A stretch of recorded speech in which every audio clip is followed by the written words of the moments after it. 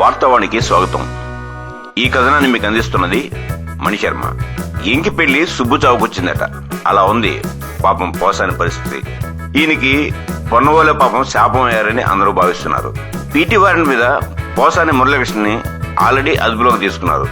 ఆ PT warrant అమలవుతున్నట్టే అని ప్రభుత్వ న్యాయవాది వాదిస్తే అలాంటిదేం లేదు, కోర్టులో ప్రొడ్యూస్ చేసిన తర్వాతనే పీటీ వారెంట్ అమలు చేసినట్లు ఆయన పొన్నవోలు సుధాకర్ రెడ్డి న్యాయమూర్తి ముందు తనదైన శైలిలో వాదిస్తున్నారో బెదిరిస్తున్నారో తెలియనట్లుగా తన ప్రతిభ చూపారు.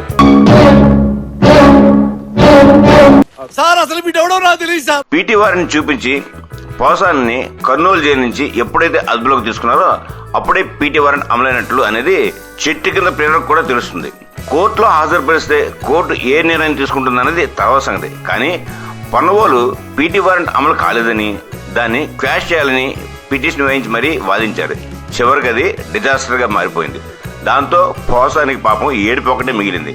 పోసానికి పొన్నవోలు ఎలా పట్టుకున్నారో తెలియదు కానీ ఆయన వాదిస్తున్న కేసులో బెయిల్ వస్తుందని ఆశపడుతున్నా సరే రావడం లేదు. ఇతరులు వాదిస్తున్న కేసుల్లో సులువుగా బెయిల్స్ వస్తున్నాయి. నరసరావుపేట కోర్టులో కస్టడీకి 2 రోజులు ఇచ్చినా సరే వెంటనే బెయిల్ లంపించింది. అక్కడ వాదించింది పొన్నవోలు కాదు.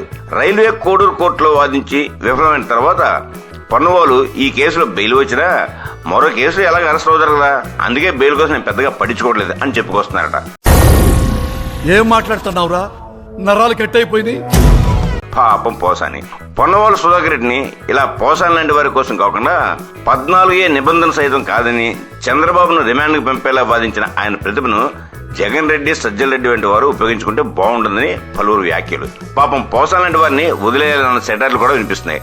అయితే పొన్నవోలు మాత్రం తనకంటే పెద్ద లాయరు ఈ భూమండల మీద లేరన్న నమ్మకంతో వాదిస్తూ ఉంటారు.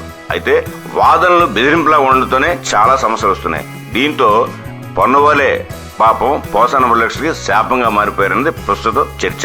ఇంతటితో ఈ కథనం సమాప్తం. మా ఈ వీడియో మీకు నచ్చినట్టయితే మరిన్ని అప్డేట్స్ కోసం లైక్ చేయండి, షేర్ చేయండి, సబ్స్క్రైబ్ చేయండి.